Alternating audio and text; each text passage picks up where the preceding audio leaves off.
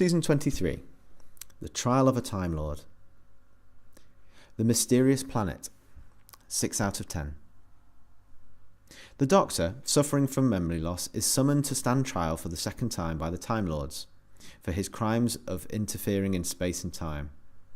He is prosecuted by the malevolent Valeyard, who starts to showcase examples of his recent adventures and the damage he argues that the Doctor has done. In the first of 4 adventures, the shortest season yet, the Valeyard shows the court the Doctor arriving on a future Earth that has been dragged across space. Here he meets a barbaric tribe led by Queen Catania, played by the wonderful Joan Sims from the Carry On series. He also meets 2 conmen and a dictatorial robot, whose death will set into motion the end of the planet if the Doctor doesn't step in to help. Although the show was put on hiatus for 18 months, after the show was put on hiatus for 18 months, it looked in real jeopardy of being cancelled altogether. The head of the BBC, Michael Grade, had voiced his dislike of the show, and the ratings had been steadily dropping.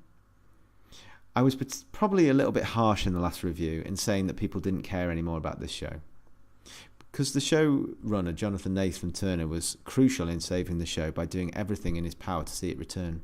He even commissioned a Live Aid-style single called Doctor in Distress to rally the troops. Yes, it's excruciatingly terrible to listen to, but at least the thought was there. Without him and his team, and of course the indignation of the stalwart fans, the show may have ended there and then. Those who loved the show were indefatigable in their protestations that the show should be brought back, and after a year and a half of insurmountable odds, it was finally back on our screens.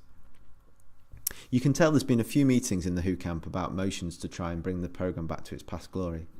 The Doctor, as played by Colin Baker, seems to have mellowed into a much more amiable, funny character than his harsh, abrasive sides we'd seen in the last season, and the warmth between him and Perry seems to have grown a lot.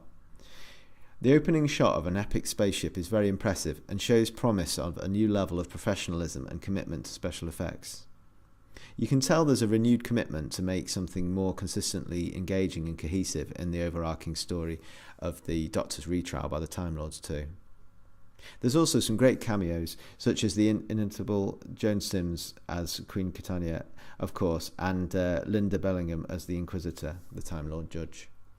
It's still not brilliant, but it's a welcome return for the show and a vast improvement on many of the elements it had lacked during the last season.